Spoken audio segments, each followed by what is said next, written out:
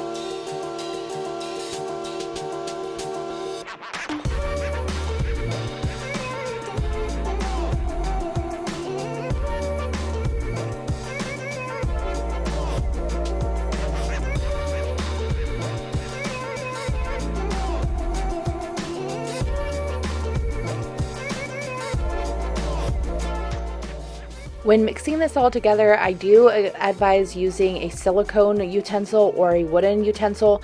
I find silicone works best. I just want to go ahead and give you a heads up on that.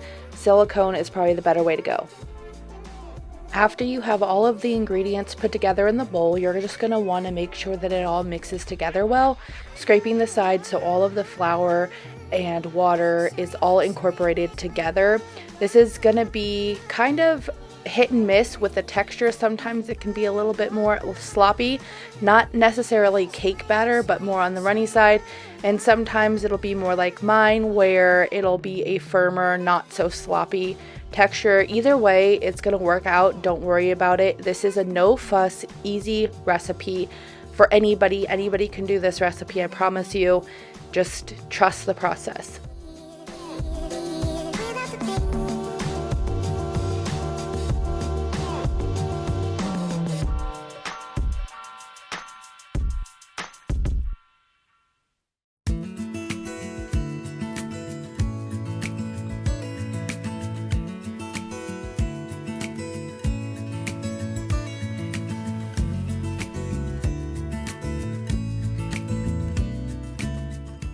As you can see here, my dough is still pretty sticky. I wouldn't be able to knead this, and that's the texture you're looking for. You don't want to be able to knead it, but it shouldn't be like runny like a brownie batter or cake batter or something like that either.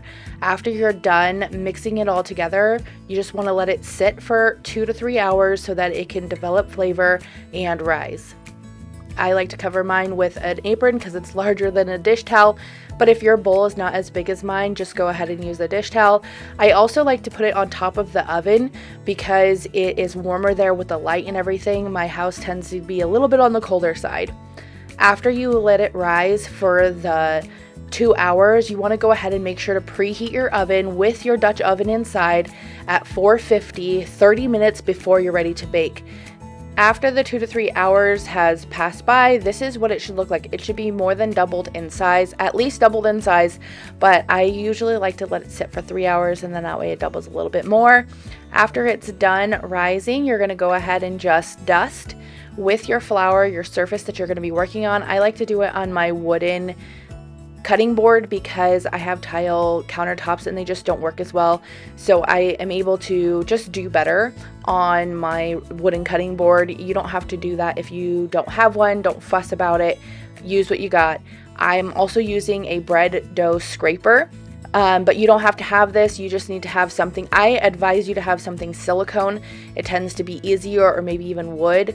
And then you're going to go ahead and put it on your surface, and you're going to shape your dough into a round shape. Don't worry, you do not have to fuss If yours is not working out the way this looks, if it's not as firm, it's not cooperating, it's okay. You just want to get it into as much of a circle as possible, and then you're going to go ahead and place it on the parchment paper. I'm going ahead and just like trying to seal up the bottom here. This is not something you have to do. It's more of an aesthetic thing than anything else. It's not going to ruin your bread by any means, but just try to get it in a sphere shape as much as possible and then transfer it over to the parchment paper.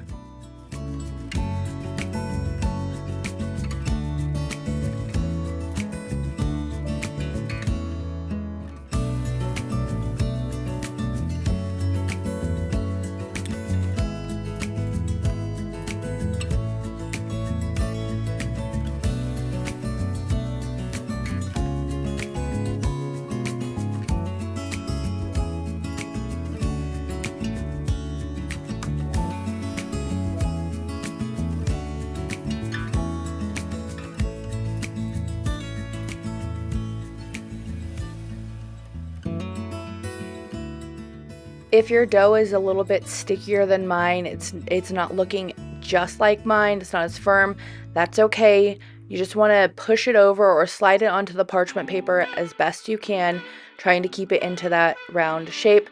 But again, this is a no fuss recipe, so if it's not looking like you want to, just trust the process. Go ahead and comment down below if you're having complications. But I mean, this is literally the easiest recipe I've ever tried, and it always comes out so good, even though my textures tend to kind of like vary.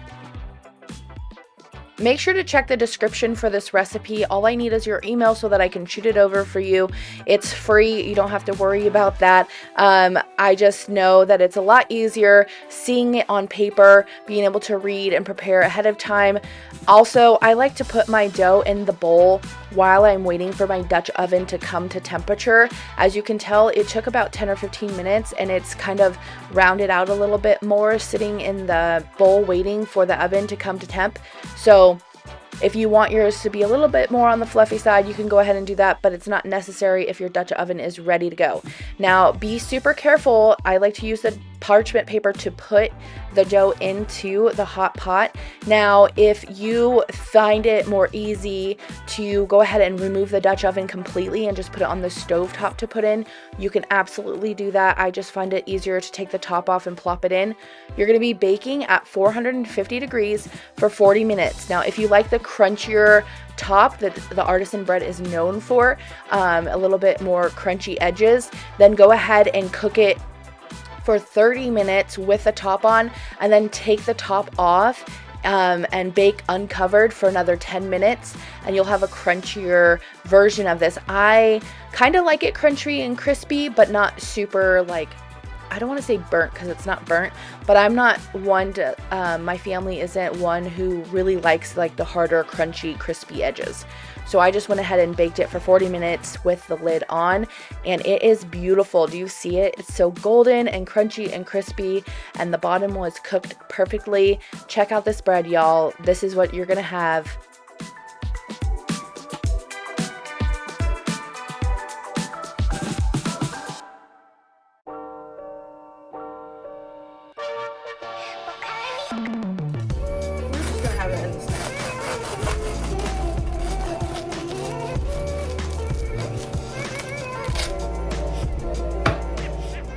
Can you hear the crunch and the crispiness of this bread? It is fluffy and fresh, crispy, everything the bread should absolutely be. If you're interested in, again, having the recipe so that you can make this at home as well, with being able to follow along, just go ahead and click the link down in the description so that you can get the recipe sent over to you and make this bread today. I promise you, this is the easiest bread you will ever make. Everyone will love it and find it delicious, and this is a great recipe for any beginning homemaker or somebody who is trying to venture into making bread that just has a more complicated time. Like I said, I am sourdough challenged. I am working on growing in my sourdough skills, but every time I need like a little pick-me-up, this is the bread recipe that I can remind myself I do know how to make bread, and it'll come out delicious. Again, make sure to check the description for the recipe, and if you're looking for some more homemaking, check over here, and I will see you guys in the next video. I hope you enjoy this. Bye!